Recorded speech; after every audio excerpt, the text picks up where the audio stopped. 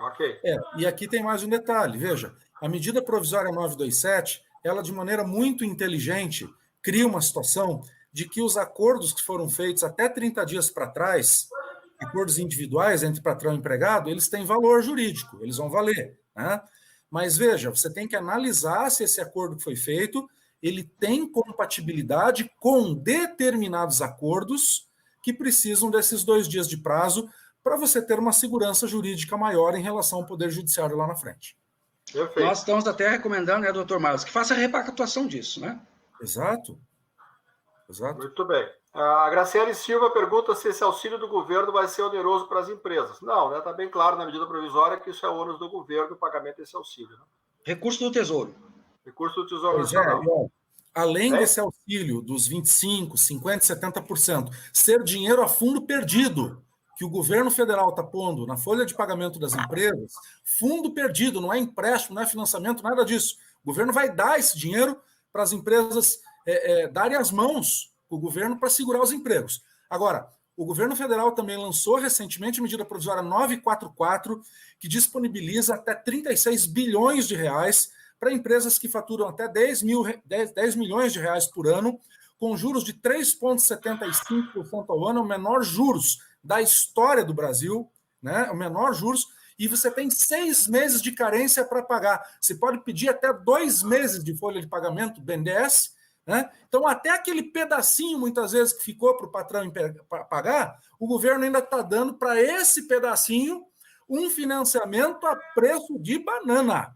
E com 6 meses de carência de prazo para começar a pagar em 36 parcelas com juros de 3,75% ao ano. Na prática, se a gente fizer uma interpretação sistemática disso, medida provisória 936, dinheiro a fundo perdido, mas agora a medida provisória 944, que dá uma dinheirama de empréstimo com juro absolutamente subsidiado. Na prática, o governo está bancando o emprego por esses próximos 60 dias de todas as empresas, ou da maioria das empresas e dos trabalhadores do Brasil. É verdade. E como acréscimo, né, doutor Marcos, como acréscimo, nós não estamos nem sequer mexendo no Fundo de Amparo do Trabalhador, FAT. É verdade. E nem no FGTS, por enquanto, né? Nem no FGTS. Inclusive, eu até faço uma pergunta para o doutor Ricardo, doutor Zumir, se me permite, que é uma dúvida do ouvinte também. Tem muita gente querendo sacar FGTS, tem gente ingressando com ADIM no Supremo, pedindo uma interpretação conforme com a lei do FGTS. Tem alguma norma até agora que determine que a pessoa pode sacar FGTS pelo simples fato da pandemia, da força maior, ou ainda não? Por enquanto, não. Mas, na verdade, se estuda o assunto, está em estudo, mas não há nada nesse sentido ainda. Outra dúvida, doutor Zumir, me permita, essa aparece todo dia, até nas entrevistas de rádio, televisão, e eu varri a legislação e não encontrei nada. Eu varri, olha, desde a lei do coronavírus, que é 13.979, de fevereiro desse ano, a portaria interministerial número 5 do Ministério da Saúde e Justiça e Segurança Pública, do Mandetta com Moro e do presidente Jair Bolsonaro. Então, a pergunta é a seguinte que eu faço para o nosso querido secretário adjunto, doutor Ricardo. As pessoas que fazem parte do grupo de risco, então tem asma, tem lá mais de 60 anos, tem doença respiratória, mas a empresa está tomando todos os cuidados, né? Todos que a lei determina. Essa pessoa, sem atestado médico, pode se afastar do trabalho por conta própria? Olha, sem atestado médico, eu acho complicado, doutor Marlos. Essa é a nossa interpretação. Também penso sim, porque não encontrei nada na legislação que autorizasse a pessoa a se afastar do trabalho, desde que a empresa esteja cumprindo com tudo que a lei 13.979 determina. Que ó, o sujeito está com febre, a empresa tem obrigação de mandar para o médico. Tem que ter o álcool gel ali, tem que ter o sabonete ali disponível, tem que ter informação para o trabalhador sobre o contágio, o afastamento necessário para evitar aglomeração. A empresa está tomando essas providências e a pessoa está no grupo de risco, por enquanto ela tem que trabalhar, né? Mas até que comprove que está no grupo de risco. Se ela apresentar um atestado médico que poderá se afastar sem prejuízo do salário. Perfeito. Com certeza, perfeito. A Andréia Alberton Correia pergunta: foi criado o sistema empregador web para fazer o lançamento dos acordos e as comunicações para o governo. Isso vale também para o empregador doméstico, esse mesmo sistema, ou terá um outro sistema para o empregador doméstico? Secretário... Vale também para o empregador doméstico. Vale também, ótimo. Vale também. A Ariana Perucelli pergunta, no caso de trabalhador que a redução a ser aplicada elevaria o salário para baixo do mínimo. Não tem como, né? Fica no mínimo, ou é possível? Não tem, né? Tem que respeitar o salário mínimo regional, e onde não houver o salário mínimo regional, tem que respeitar o salário mínimo nacional, lembrando que quando houver a redução, essa redução vai ser calculada sobre o salário hora, o que permite, inclusive, redução para trabalhadores que laboram a tempo parcial. Correto, doutor Ricardo? Nós estamos com a interpretação seguinte, que imaginemos que alguém que ganha salário mínimo tem redução de 50%, ela receberia 50% do salário mínimo nessa redução de horas. O benefício emergencial será, no mínimo, um salário mínimo. Então, na verdade, essa pessoa receberia um salário mínimo e meio, né? Os 50% pago pelo empregador e mais o benefício de um salário mínimo que é do governo. Essa é a nossa interpretação por enquanto. Então, vamos deixar bem claro isso. É possível aqui, sim, né? Porque a quantidade de trabalhadores que recebe até 3 salários mínimos no Brasil, 82%, a imensa maioria. A quantidade de trabalhador que recebe um salário mínimo é um percentual muito elevado também. Então, a interpretação que o governo federal faz de que quem ganha o salário mínimo poderia também ter essa redução, porque o governo entraria com outra parte de auxílio, preservando o mínimo desse trabalhador, até para evitar diferenças justamente para quem mais precisa, é isso? Exatamente, essa é a nossa interpretação. Correto. Deixando claro que o benefício emergencial nunca será inferior ao salário mínimo. Ok. Vamos lá, temos mais uma aqui. Nos casos em que o empregado não está sujeito a controle de jornada, exemplo, exerce cargo de confiança, é um vendedor externo ou tem outra função externa, pode ainda assim reduzir jornada baseado nas horas previstas no contrato de trabalho? Bom, doutor Ricardo, aqui a questão já está cheirando a judicialização, então eu vou me atrever a responder imediato aqui, tá? Vejam, eu recebi uma pergunta idêntica a essa do artigo 62, que é o artigo aí que trata do trabalho externo, e também, só que a minha pergunta veio no outro inciso, daquele que tem função de confiança e que também não tem controle de jornada. Está no mesmo artigo 62, ou seja, a situação é absolutamente a mesma. Veja, aqui a gente tem que, eu não quero usar juridiquês, mas a gente pode interpretar a lei de maneira histórica, ontológica, quer saber a origem, sistemática, junto com outras leis, axiológica, valorar a lei, sociológica, por que a sociedade quis a lei naquele momento, e fazendo essa interpretação, certo? É claro que aquele que presta serviço externo não tem controle de jornada, aquele que função de confiança, também não tem controle de jornada. Mas a medida provisória fala em redução de jornada e de salário. Poxa, de se aplicar assim a medida provisória, tanto para o trabalhador externo, como para o trabalhador que tem função de confiança. Porque a intenção claríssima do legislador aqui é da preservação de emprego de todos, sem qualquer discriminação. Então não é porque o cara tem um benefício que não tem um controle de jornada, que ele não pode fazer um acordo com o patrão de redução temporária de salário até para receber um benefício a fundo perdido do governo. Correto, Ricardo? Correto. E além de tudo, né, doutor Marlos, nós estamos falando de acordo, né?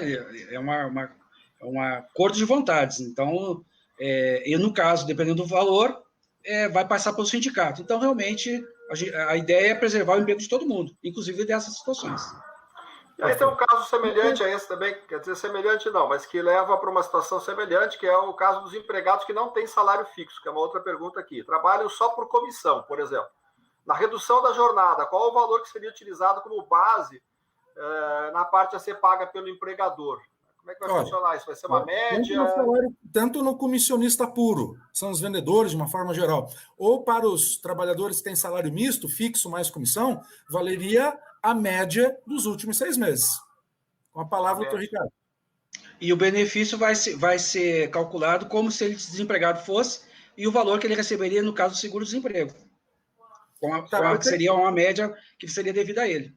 Doutor Zumir, me permita uma pergunta para o doutor Ricardo, voltando um pouquinho no assunto, daquela pessoa, para ficar bem claro para os contadores, aquela pessoa que recebe um salário mínimo nacional, vamos lá, 1.045. Aí a empresa faz um acordo com ele para reduzir, vamos supor, 50% do salário. E ele vai receber da empresa, então, vamos arredondar as contas aqui e tal, R$500. O governo entraria no auxílio emergencial com 50% do que ele receberia se tivesse direito ao seguro-desemprego. Vou repetir, porque eu vou te perguntar justamente se essa minha afirmação está certa ou errada. Então, vamos lá. O cara ganha 1.045, que é um salário mínimo nacional, tá?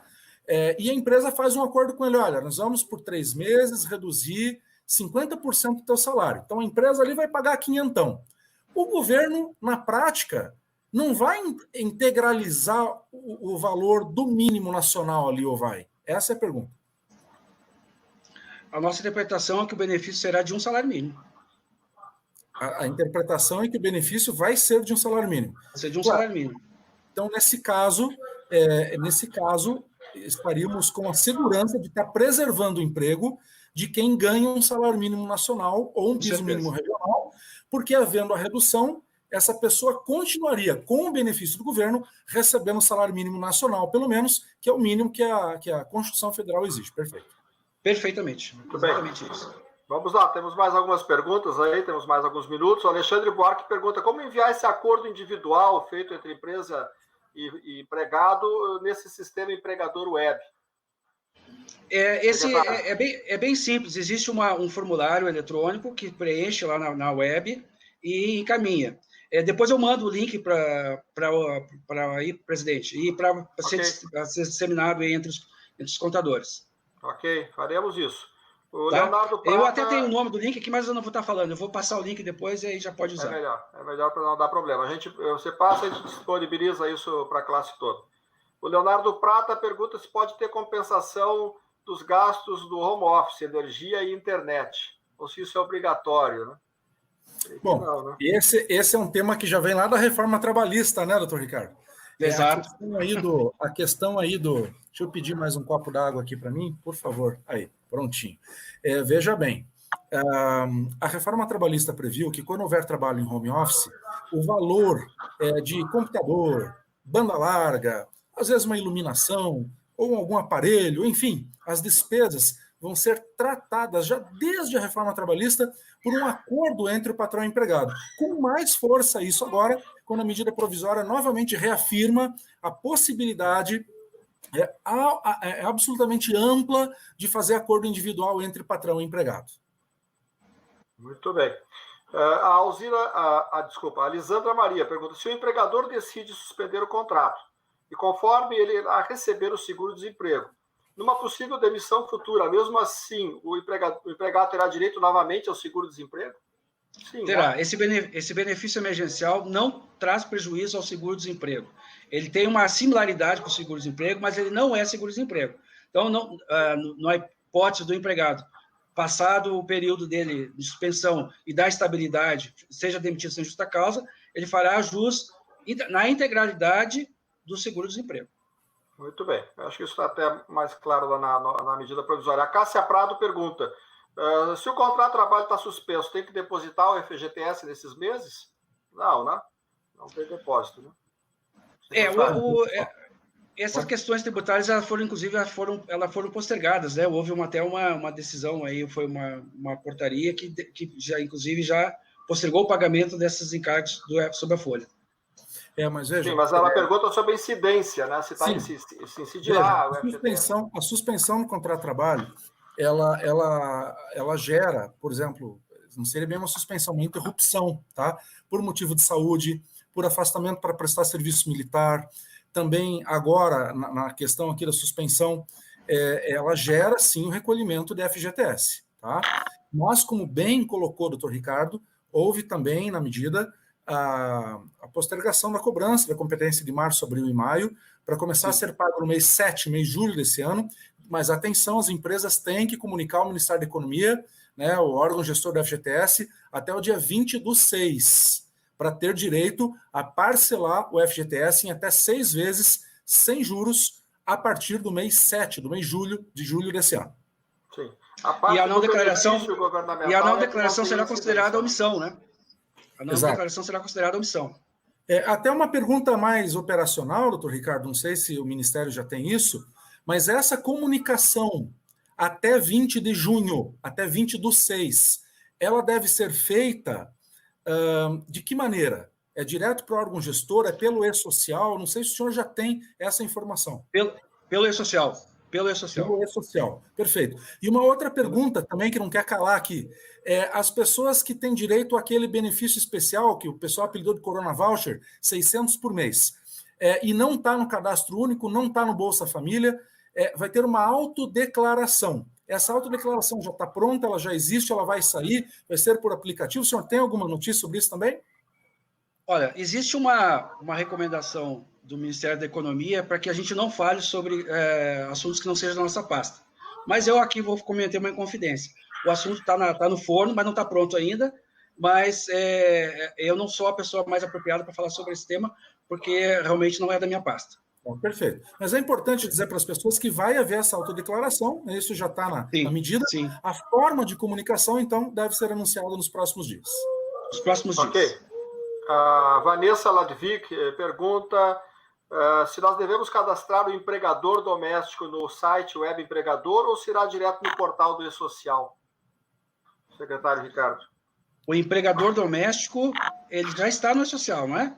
Sim, mas ela pergunta se precisa cadastrar lá no Web Empregador. O contrato, sim. O acordo, sim. Lá também. Sim. Tá, ok, então respondido aqui também.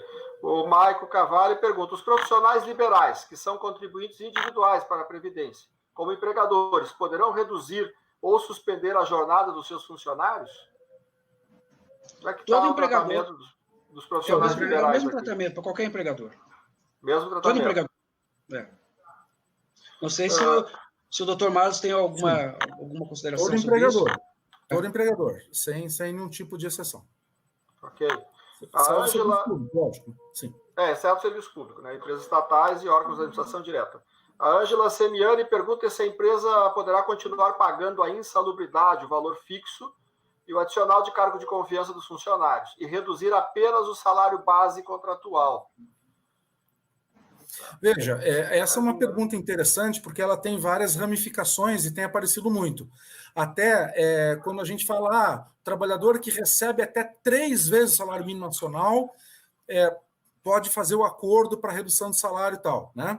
Mas a pergunta é justamente essa. Como é que eu vejo o salário? É o salário base que a medida provisória indicou, ou é o salário acrescido de verbas de natureza salarial? Tenho interpretado, e o doutor Ricardo vai colocar o ponto de vista do executivo também, que é o salário acrescido das parcelas de natureza salarial. Então, adicional noturno, média de horas extras, adicional de insalubridade, tudo que for verba de natureza salarial, e nós encontramos isso na Lei 8.212/91, artigo 20, o que é e o que não é natureza salarial, tem uma receitinha de bolo lá, né? O que for natureza salarial, vai contabilizar para esse cálculo. Okay. Exato. Por isso que a MP colocou claramente que, no caso daquele acordo e a compensação de 30%, não teria essa natureza salarial. Ok. Vamos adiante aqui. A Radassa Dupont pergunta se na suspensão do contrato de trabalho é obrigado a empresa encaminhar o funcionário para um curso de qualificação. Não existe essa obrigatoriedade, né? Como obrigatoriedade, não, né? Não, como obrigatoriedade não. Isso é um outro instituto que também já existe, né, que é o layoff, que já tem na CLT, mas esse é um outro instituto. A MP não faz essa vinculação. Está tratado na medida provisória 927, 76 da CLT, esse negócio mas agora não exige a qualificação. Agora não existe, não. O Alan César Pinho Barbosa pergunta quantas vezes o empregador poderá suspender o contrato de trabalho do mesmo trabalhador, né? A medida fala em no máximo 60 dias de suspensão, né? Exato. Então poderia ser 30 mais 30 no máximo, né? Uma vez só, uma prorrogação, né? Exato. Ok. A Miriam Madalena pergunta e os trabalhadores que estão em contrato de experiência. A medida provisória não faz distinção sobre isso, né? Trata como um trabalhador normal, né? Ela não exige, inclusive, tempo de antecedência de vínculo empregatício, é qualquer tempo, né? Pode ter um mês de trabalho só e já tem possibilidade de aplicação, né? Meu querido doutor Zumir, eu queria elegantemente, gentilmente, pedir licença a todos. Eu já estou aqui na live do setor de transporte de cargas do Paraná nesse momento. Eu estou ao vivo, olha, inédito, viu? 2 lives aqui. 2 lives. Então, eu queria rapidamente pedir a sua licença, Claro. Pedir a sua licença, doutor Zumir, porque eu estou ao vivo já com o pessoal do setor de transporte de cargas do Paraná aqui também. E boa noite a você de Sete Separ. Nós estamos aqui ao vivo com o Conselho Federal de Contabilidade, o secretário adjunto do Trabalho do Brasil, doutor Ricardo Souza, doutor Zumir Breda, presidente do CFC. E eu estou me despedindo de vocês com a sua bênção, com a sua licença, doutor Zumir. Muito obrigado. Nós é que agradecemos a sua participação e já fica o convite aqui para outros debates que nós teremos em breve, porque tem muitos assuntos, muitas dúvidas, o pessoal está nos pedindo mais nós estamos matando um leão por dia num ambiente de imprevisibilidade absoluto, né? Então, eu desejo a todos vocês, olha, de coração, e que enfrentem com tranquilidade esse momento. Eu sei que é fácil falar, é difícil fazer, né? Mas o ser humano é extraordinário, nós voamos, nós navegamos, nós dançamos, cantamos, construímos instrumento musical, fazemos cálculos aí, razão dá zero, entendeu? Os contadores, né? Então, o ser humano é extraordinário. E não é um vírus que vai fazer a gente ficar de joelhos, não, e mudar o nosso modo de viver. Eu penso que vocês estão muito bem acompanhados do doutor Ricardo Souza aí, querido contador também. Quero agradecer a todos os contadores do Brasil, agradecer ao doutor Zumir Breda também, o convite generoso, a lembrança do meu nome, mandar um abração para o Bruno Dalcomo lá, viu? Né? Certo, será dado. E dizer o seguinte rapidinho, se me permite fazer uma propaganda já para os dois aqui. Ó. Tem esse livro, tá? Ele está esgotado, Trabalhista e Agora, Onde as Empresas Mais Erram. Esse livro faz você aprender com o erro dos outros. E está atualizadíssimo com a reforma trabalhista. Não tem juridiquês, uma leitura legal. Quem quiser pode encomendar, tá? Manda um Instagram para mim no meu direct lá, que a gente vai fazer com preço de editora para vocês. Está em falta no momento, mas quando sair já vai ficar reservadinho com preço especial para vocês lá, com preço de editora, tá bom? Uma boa noite. Muito obrigado, doutor Marlos. Até uma boa noite, doutor Marlos. Muito obrigado mesmo. Secretário, vamos continuar aqui. Temos mais algumas perguntas. Também já precisamos encaminhar para o encerramento. Já estamos aí no limite quase do nosso tempo, mas acho que podemos responder mais algumas poucas perguntas aqui. A Ana Caroline pergunta qual plataforma deveremos enviar os contratos de trabalho ou a suspensão dos funcionários. A plataforma é essa Empregador Web, né? Exato, que eu vou disponibilizar em seguida o link. Ótimo, maravilha. O Francisco Silva pergunta se os empregados de condomínios ou de entidades do terceiro setor também serão contemplados. Parece que não há distinção, né?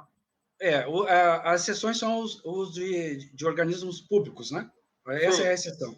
Sim, o terceiro setor, então, não há nenhuma restrição que ele participe do programa também, né? Ok, vamos ver mais alguma. A Larissa Mendes Guimarães pergunta se, num prazo de 60 dias, essa situação não se normalizar, há possibilidade de o governo prorrogar essa vigência desses prazos de suspensão e redução de carga horária? O governo cogita essa hipótese, secretário? Olha, uma crise é uma situação inesperada e a gente não tem um caminho traçado até o final dela. A gente não sabe nem quando ela termina. Então, a nossa recomendação é a gente pensar nesses 60 dias, imaginar que nesses 60 dias tudo voltará ao normal, até porque ao prolongar essa situação, esse rombo no orçamento, essa conta fica para o próximo orçamento e talvez até para outras gerações. Vamos pensar um dia de cada vez, vamos pensar nesses 60 dias, nesses instrumentos e torcer para que essa crise já tenha passado até lá. Com certeza. Secretário, eu acho que temos aqui mais 2 perguntas. Vamos ver aqui. A Joana Nascimento pergunta se com a suspensão do contrato de trabalho o empregado vai perder a proporcionalidade do 13º e das férias a que teria direito? Sim. Ele não estava, a suspensão do contrato de trabalho, ele não está prestando serviço, eventualmente receber uma compensação tem natureza indenizatória, portanto, esse tempo suspenso não conta para fins de férias proporcionais. Ok. Obrigado. O Soares Neto pergunta, acho que essa já respondemos até, quem se beneficiar com essa verba do governo, esse benefício emergencial, e depois for demitido, terá direito ao seguro-desemprego. O senhor já respondeu, né? Sim, que normalmente. Não tem problema, né? O Claudemir Lira diz que continua com dúvida, mas quem ganha um salário mínimo, se reduzir 50%, vai passar a ganhar um salário mínimo e meio, é isso mesmo? Sim, por causa do benefício que o governo vai pagar nesse período, né? Exato, o benefício é de um salário, nunca será menor do que um salário. Exatamente, essa é a razão, né? Essa é a razão. Bom, vamos adiante aqui, vamos ver mais.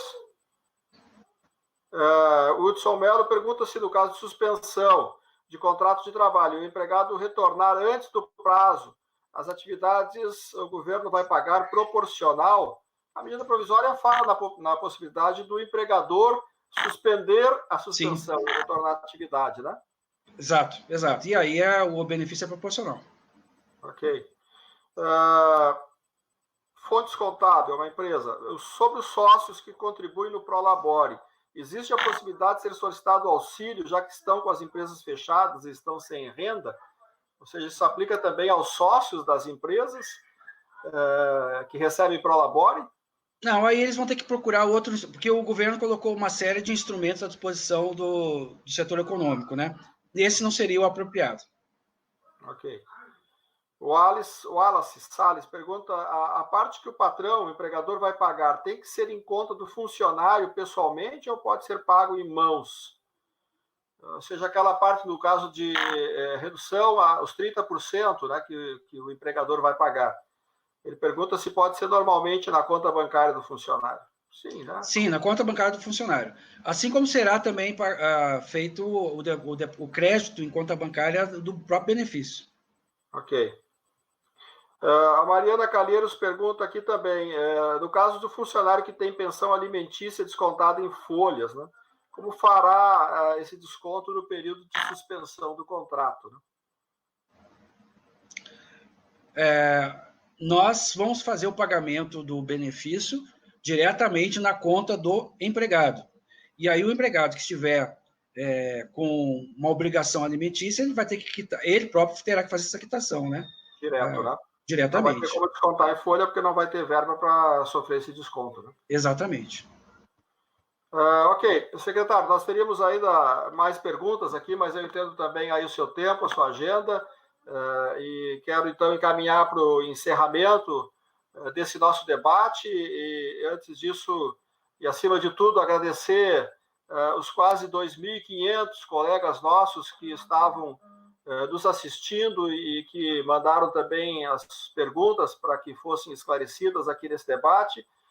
Quero dizer a todos que nós fizemos hoje esse debate, até com pouco tempo de antecedência, para fazer uma divulgação maior, em função do número de dúvidas que nós estávamos recebendo e ainda estamos recebendo no Conselho Federal de Contabilidade, e também com o objetivo de a gente poder dar uma resposta mais rápida, mais célere a todos os nossos colegas. Mas esse trabalho ele continua, ele vai continuar nos próximos dias. O nosso comitê de crise lá do Conselho Federal de Contabilidade está recebendo também muitas demandas, e nós vamos preparar em seguida um novo debate também já para os próximos dias, trazendo outros enfoques, outros assuntos também para debate aqui, mas especialmente esses relacionados à medida provisória 927 e à medida provisória 936, porque são aqueles mais urgentes, mais prementes e que têm gerado maior número de dúvidas dos profissionais da contabilidade em todo o Brasil. E o nosso papel nesse momento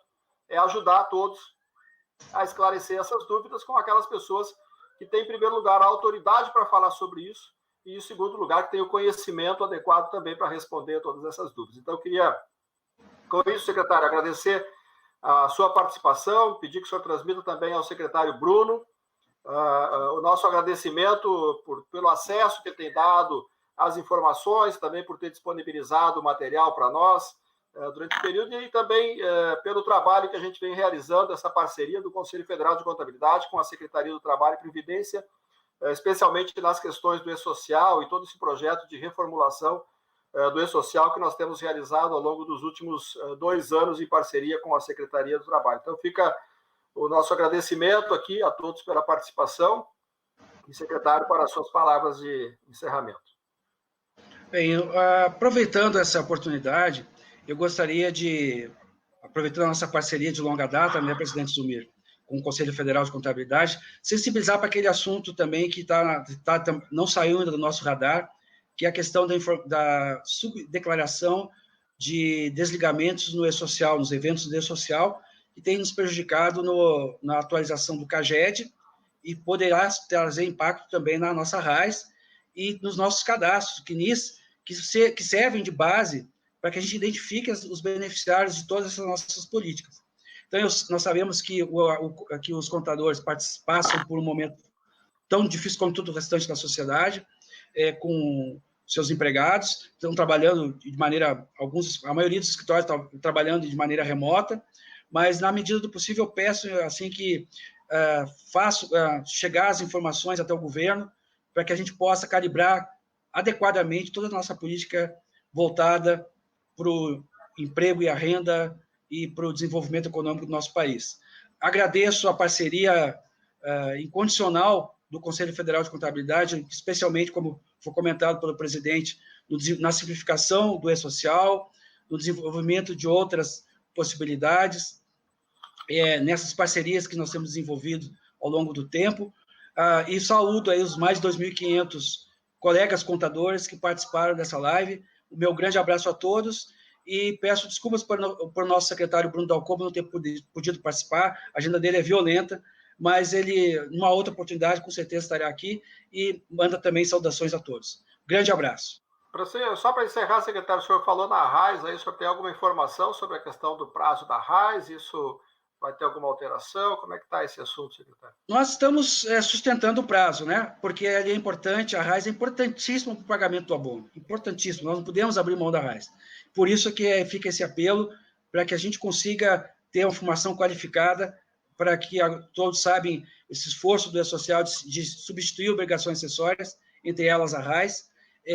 Nós precisamos, então, que essa informação que vá para o E-Social seja a mais conforme possível, para que a gente possa pagar adequadamente o abono a todos os nossos trabalhadores que fazem jus. Ok.